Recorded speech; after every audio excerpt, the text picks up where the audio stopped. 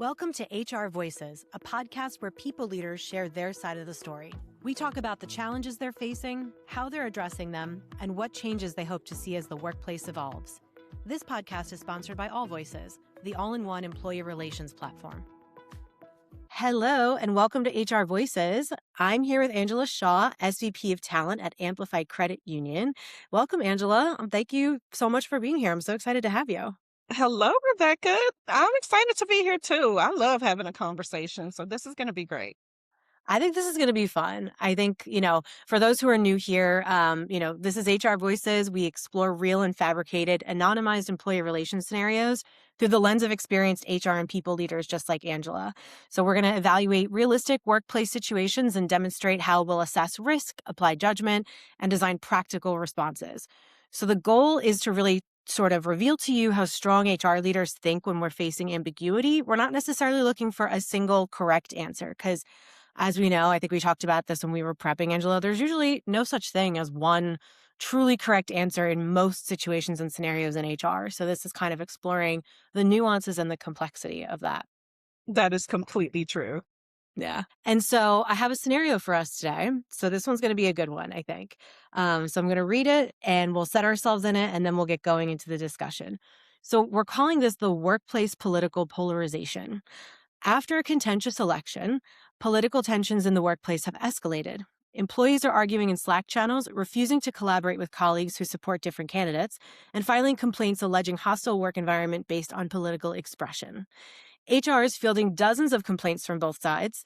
The CEO wants to ban political discussions at work, and the legal team warns that some political speech may be protected. So this feels like a very foreign scenario that we never would have encountered in the world ever. Right. And not even recently. I mean, oh my God, 50 No, years not ago. recently, not every Yeah. day, not, anything like that. I should say, this is a fabricated scenario. So this isn't one that we're pulling from the headlines. This is one that, we're sort of just generally speaking and saying this is something that's happening. So if you feel like this is something you can relate to and it's happening in your workplace, I promise you it's happening in a lot of different workplaces. And this is kind of what we're going to get into discussing. Yes. So if this were a situation that you were kind of facing in your role, Angela, I want to kind of, sort of broadly open up the conversation and kind of think like, in this type of scenario, what stands out to you as like the most risky or the most unclear? What are some of the lay of the land things that you need to kind of scope and understand when something like this comes across your desk? So I would say this is happening almost everywhere, some version of this. It might not be Yeah. exactly the same, right? Or it may not be at the same level of importance or frenzy, but a version of this is happening everywhere. And I think two things come to mind to me about sometimes what makes a situation like this unclear. One is the inability of leadership and or HR to take action. Like they bury their heads in the sand and just act like it's not going on. And if we don't talk about it, it'll just go away. Mm-hmm. And then the second thing I would say is having some clear structure around or thought process to there's a there is a difference between agreement on beliefs and agreement on behavior. And I think that's most important in an organization. So what we're not doing is structuring what people believe. If you have 1,000 people, there's 1,000 or Yep. 20,000 beliefs, right? Yep. So it's very hard to put structure around that, especially when people are human and messy and bring all of that to work. But what Yeah. we do have structure around is how people behave in our organization. And so I think that is very unclear a lot of times when emotions become involved and people don't know what to do with all of the emotions. They lose sight of what the actual important part is. Yeah, I think it's a really good way to put it is like we can't necessarily, dictate beliefs, but we can sort of have different expectations of behavior. And something you said that I want to follow up on is, you said that HR usually is unable to respond in these types of scenarios. Do you mean that in the sense of they're unable to or they're unwilling to? I think both or either or a combination, right? Yeah. So me personally, I'm an HR person who has my say to senior leadership, right? So we're Hmm. going to talk about the stuff and this is what I think will happen if we don't address this. And this is what I think maybe we should communicate about, or this is how I think we should approach this. But I'm not always the final decision maker. And Right. so sometimes what I feel or want or suggest is not what we actually do. And that's okay too. I mean, that happens in like any workplace that you have a boss. Yeah. And so like that's a normal thing. So it's for me personally, at least behind the scenes, Imma say the thing, right? But I may Yeah. not always have the power to actually just go out into the organization to communicate something, or if it's not me, but other people, sometimes they do have the power, but they just don't use it.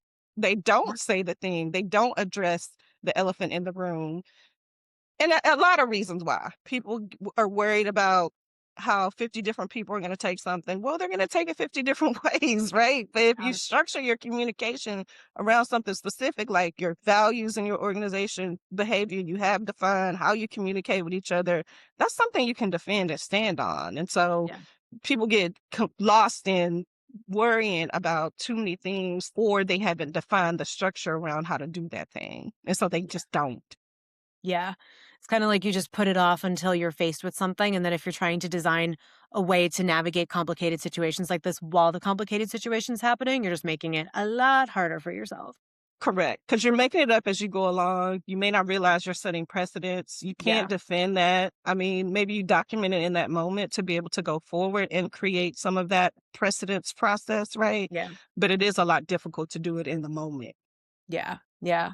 And I think in situations like this specific, political polarization, disagreement in the workplace, and, people refusing to work with others, I feel like this is one of those scenarios that it's not about the first half of the context. It's not about the fact that people disagree. It's about how we react to each other when we disagree. Yeah. And I see so much discourse about being willing or unwilling to work with different people in different workplaces. And I think what's really hard as HR is to make the company's answer about what the behaviors are and Yeah. about kind of like what you said, and not about we're not trying to navigate political beliefs and and trying to change everyone's minds or anything along those lines, right? It's kind of like our job as HR is to navigate the we refuse to work with this person part, not the Yeah. we disagree part. And you know what? That takes honest, hard conversations with Yeah. employees. It also takes getting your managers prepared and ready to have those conversations and supporting them in that. And when they can't, HR is stepping in to help have those actual conversations with people.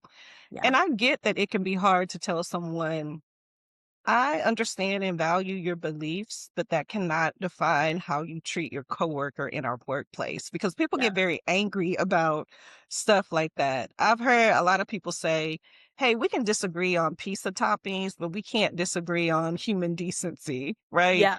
Yeah. Which is structurally, that is true. And Yeah. I get that, right? But inside of an organization where your main focus is whatever that organization is focusing on, you may have to work most often you are working with people that you don't agree with everything on. Piece of Mhm. topics, political beliefs included. Yeah. Yeah. Even the people and, the organizational piece of it too sometimes, right? Like I saw a post the other day that was sort of calling for companies to disclose who they donate to or what political parties they donate to Mm. or what super PACs they donate to. And that's probably its own other scenario to discuss, but it's just kind Yes, of for speaking sure. to like the expectations of having five generations in the workforce that kind of approach work and life differently and have different kind of philosophies to it. And this is the stuff that HR is always navigating. When we talk about five different generations in the workforce, we're not talking about age. We're talking about life perspective, life stage, life experience, and expectations of what work is too. And that's where the fun part really sits. Yeah, because a person who is in the everybody wins a trophy generation versus the person who comes from a we just work hard and keep our head down generation and we just Yeah. take what we get are going to have totally different perspectives about how anything is handled, including how you communicate with each other. Yep. Yeah. So if you had this scenario, just if you had this very hypothetical scenario ever cross your desk, what are some of the first things that you'd want to understand? So let's get into kind of like, how do you start to not necessarily take action yet, but in the sense of trying to get to understand, who do you want to talk to? What is it that you really need to kind of, what information do you need to have? Yeah, so it's gonna be the person who's making the initial complaint, because that's how it's gonna come to HR, like the initial person, whether it's an actual employee in the dispute, whether it's a manager saying, "This is what's happening, and I wanna be able Yeah. to address this," or if it's coming from leadership, "We have no control in our Slack channel, and what are we gonna do about that?" Yeah. It's understanding from that person's perspective what the actual problem is. If it is an employee to employee dispute, that's more investigative because it's an actual thing that has come to your desk that you need to have steps in a process. So there's a Yeah. beginning and an end, like what we did to this and because of this and how we communicate that to everybody involved, right?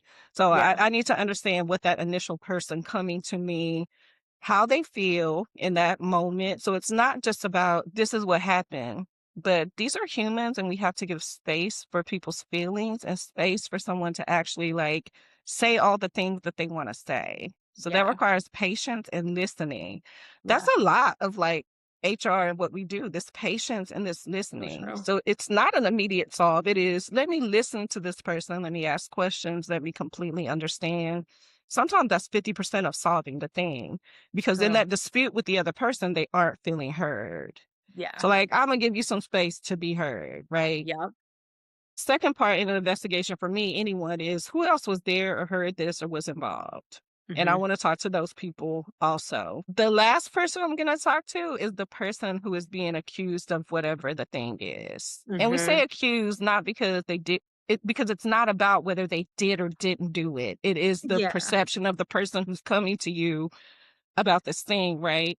Yeah, the Because person has the grievance against, like, you're the one I have the correct, issue with. Yeah. correct. And it is so you have all your information, which helps you ask this person the questions. But even with them, it's starting with, are you aware that there's an issue? What do you think happened in that situation? And even giving them the opportunity to do all the talking that they want to do and also feel heard Yeah. in the situation. And I think that's where it always starts. It's just the listening part, taking in all of the information Yeah. before you can even decide some steps to take. And I think it's very important to not rush through anything. And Yeah. that's what you're communicating. Yeah. Hey, right now, we just want to get all the information, right? Now, Yeah. it could be it's escalated to a point of you do have to put some structure in place. Like, Yeah. you two are not going to be in a room together. If you have to have a conversation, there needs to be a third party or Yeah. whatever. Like you might actually have to put some real structure in place for Yeah. conversations going forward for these two people, even if Yeah. they have to work together. So it could be Yeah. involving the team lead or the manager, even for them to be able to work together. So I think just being open and flexible about every situation is different and how you handle that to create some calm in the meantime. Yeah. Some calm is key. Yeah. Yeah. I love that you start with sort of letting them be heard too, just sort of giving people space to be heard. Because in my experience, in situations like this, where there's a lot of tension that's escalating really quickly, or there's sort of like blow ups either on Slack or people blatantly refusing to work together because of, different philosophies that they have, that wasn't the case before, but now an external event has happened, right? An Right. election of whatever. And then now this is sort of escalating. That's usually most of what you're navigating is emotion. It's just people have Right. certain ways that they feel about this situation, and maybe they feel powerless to express it in other ways. Maybe this is just like, it's just a very emotional situation, no matter what side you're on. And so that's most of it, is just saying, like, hey, maybe let's blow off some steam. Maybe, maybe let's just Yeah. like hear what the real issue is before we try to fix anything, right? Right. Yeah. Exactly. That space to be heard for an HR person being able to give that 100 out of 100 times Yep. is Yeah. what needs to be done. Yeah. Yeah. And in terms of when you're listening to these folks and you're talking to them, what are some assumptions that you're going to be really careful to not make? Yeah, so regardless of whether our personal beliefs are aligned or not using that to make judgment. So if it's someone Mhm. I agree with, I'm not aligning with them in this situation because I agree with their beliefs. They actually could have been the one who had behavior that they shouldn't Yeah. have had. Or if it is a person whose beliefs I do not agree with, judging them and treating them in a negative way because my beliefs are different from theirs. Like that's the exact thing that I wanted employees to not do to each other. And so I Yeah. have to be very careful that I remain neutral in that and that I really am just listening to figure out what happened and how we address what happened. It's not Yeah. about whether or not I align with their individual beliefs. And so I'm a human too. I have personal beliefs too. I have experiences and things that have happened to me. Yeah. And so I just have to be very cognizant and aware of that. Also, Yeah. I'm not perfect. So if I do or say something I that disagree. maybe, I think you probably are. I think you are. I mean, I'm not. I mean, but one thing I will do is circle back. I Yeah. will circle back and either whatever needs to be done, try to make something right, apologize for something, ask for grace, whatever the thing is, I do circle back. Yeah. Yeah. And that is important too when it's sort of when the situation's de escalated a little bit. If it has, circle back and kind of say, hey, so how are you feeling today? You know, this is Yeah. very reminiscent of I was the head of HR for a company in 2016, and I think the hard part, if I'm putting myself back in this scenario in that type of position, the other part that was also really hard was sort of like sometimes I agreed or I was still processing my own human reaction to something, and when it sort of escalates really, really quickly, it takes so much emotional intelligence and emotional regulation to become neutral again, to really navigate these situations. And that's sometimes the hardest part of being in HR is like, because we all have opinions, right? We all have, Right. regardless of the situation, it's like there's a reason why there's a whole process to be selected for jury duty because people just make judgments. They're Right. biased. That's just natural, right? And so the hardest part is sometimes taking a beat and taking a breath. And I think it's really important as HR to not react, but to respond because there's a big difference between the two. It is. And one of the things for HR people is how do we prepare ourselves ahead of time for hard situations like that? Yeah. Like, we should be if you know you're going into a conversation about something specific like this, how did you prepare yourself, right?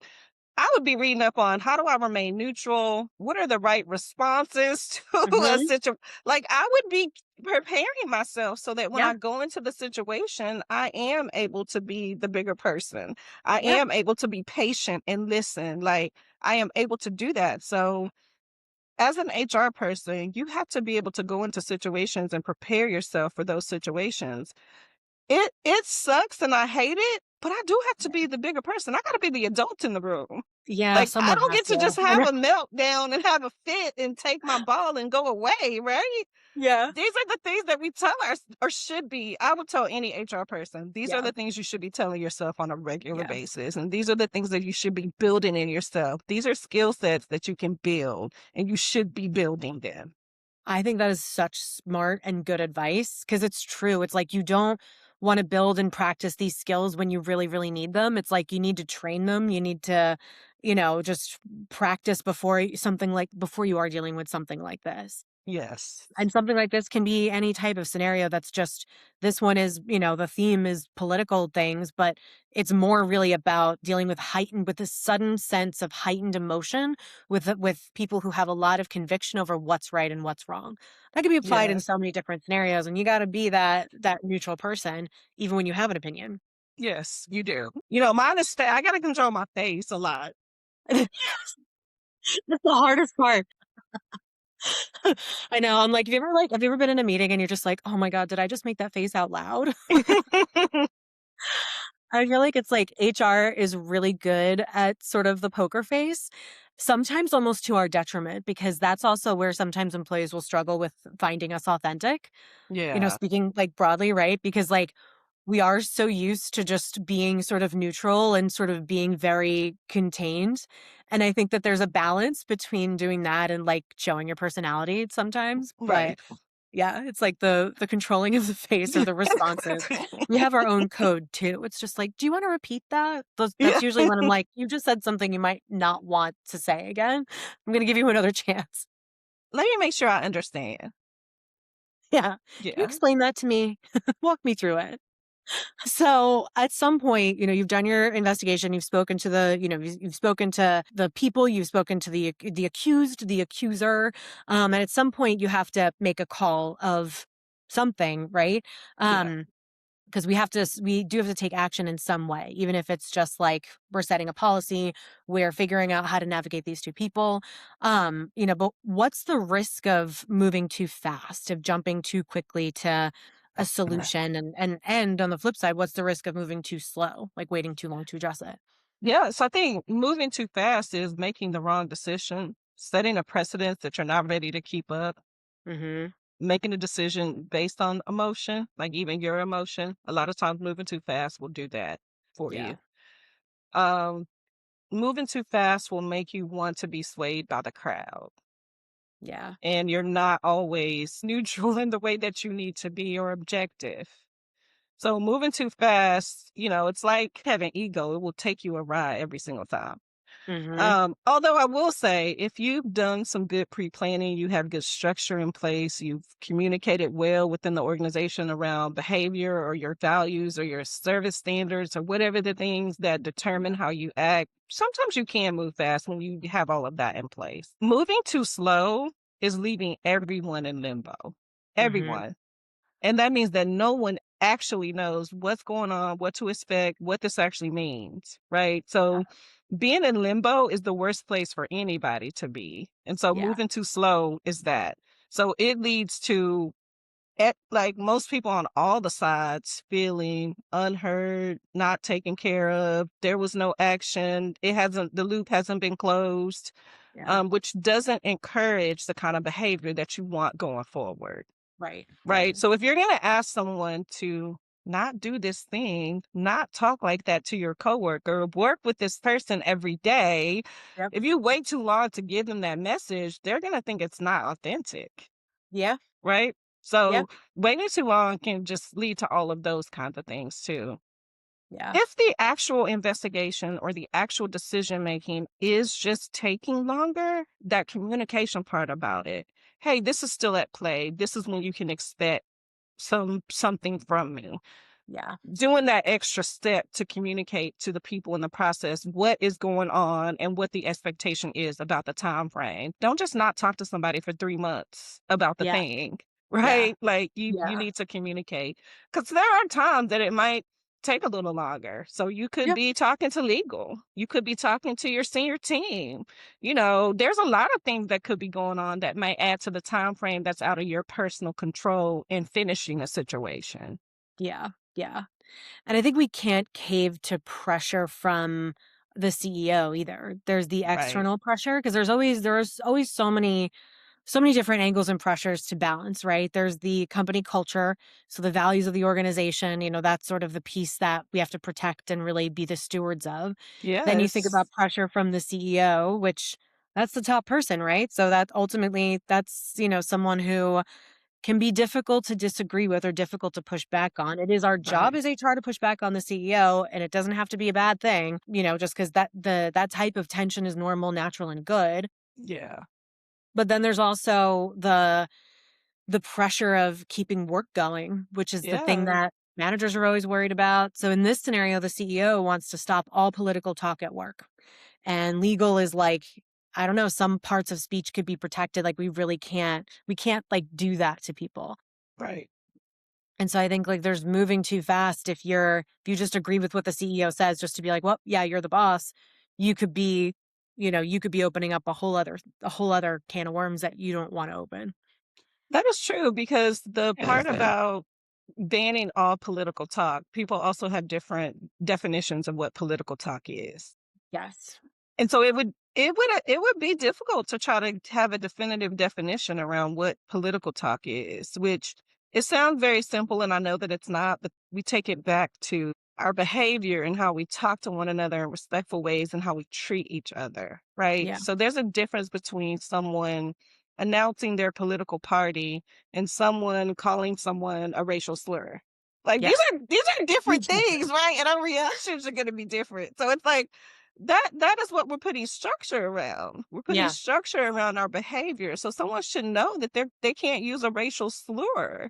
But if Yeah. they're having a conversation with a coworker that they think is cool, meaning we are on the same wavelength, and maybe they're Yeah. having a conversation about their political party, but then it turns out that person is not actually cool with them, Yeah. right? That is a different kind of situation. And Yeah. so I think it's hard to definitively define political conversations. But again, it goes back to how we structure conversations and how we treat each other and our behavior to one another. Yeah. Yeah. I think that's so true, is sort of defining the parameters of what political talk is and making sure that we're not keeping it too broad, but also not too specific where it could be something that is actually protected speech at, at a company. Right. Right. So some examples. At an organization, someone got in a group chat. It wasn't the entire organization, but it was like their department, but still it was probably like 50 people, Hmm. and made a joke about building the wall in Mexico. Yeah. Right. And it's public. There are 50 people in this conversation. Right. Yeah. Versus, say, there's someone who is heterosexual, straight, made a comment to a person in the LGBTQ community about how they were leaving a place because of gay people or people in the LGBTQ community, right?